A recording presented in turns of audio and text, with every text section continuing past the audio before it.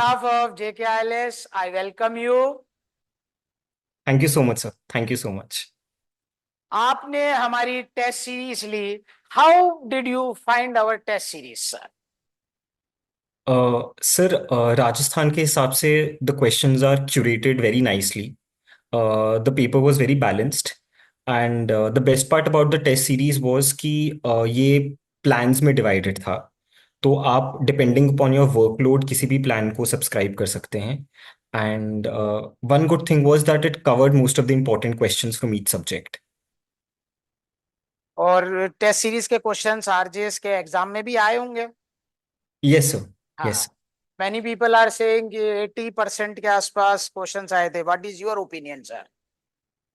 Sir अगर आप plan D ले रहे हैं which has more than 35 subjects, more than 35 papers, and if you're attempting all of them, there is no way कि कोई ऐसा क्वेश्चन आ जाए जो आपने अटेम्प्ट ना किया हो.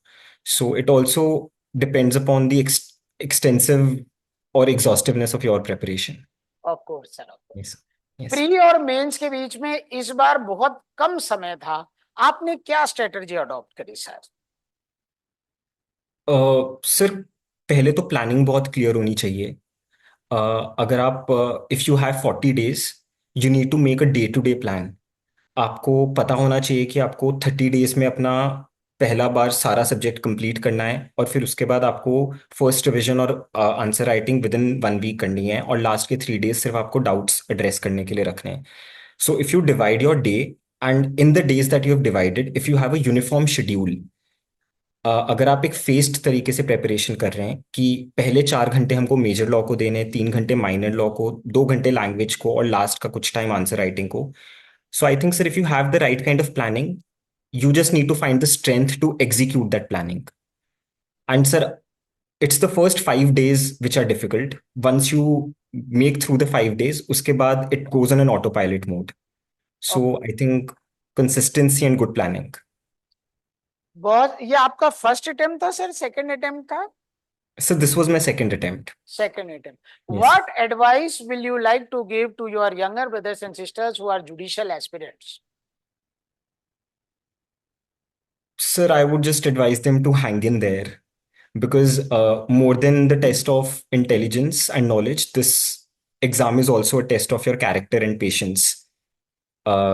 So I think, sir, my only advice to them would be to hang in there, stay consistent, and stay focused. कौन से सब्जेक्ट्स पे सर ज्यादा फोकस किया, कौन से में थोड़ा कम किया, sir? Sir in my opinion law के सब्जेक्ट्स 18 हैं और सब सिलेबस बहुत डिफाइंड है.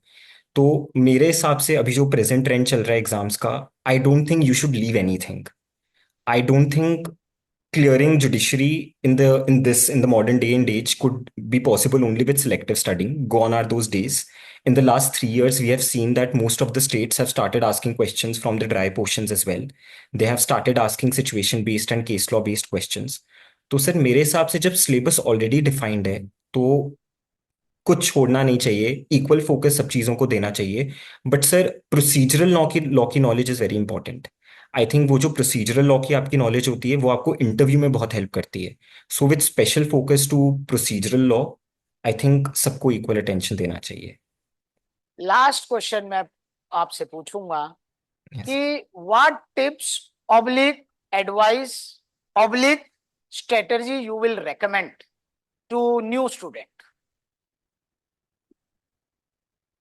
Sir, to any new student, firstly, he needs to make up his mind कि वो कौन से स्टेट्स को टारगेट करना चाहते हैं. क्योंकि कुछ स्टेट्स हैं जिनकी क्लस्टर में प्रेपरेशन होती है, और कुछ स्टेट्स हैं जिनकी एक अलग क्लस्टर में प्रेपरेशन होती है.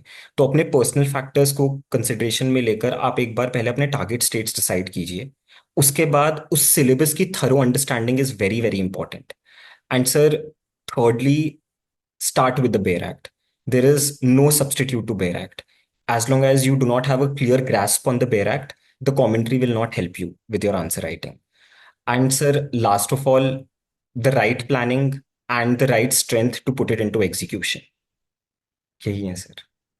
Thank you, sir.